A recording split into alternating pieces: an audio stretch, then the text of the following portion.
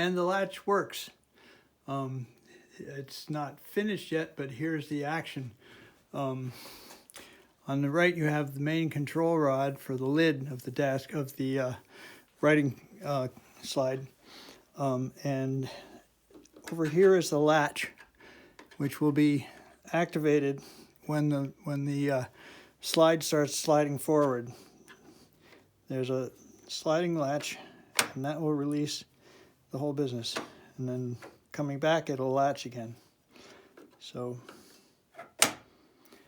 that's the action right there.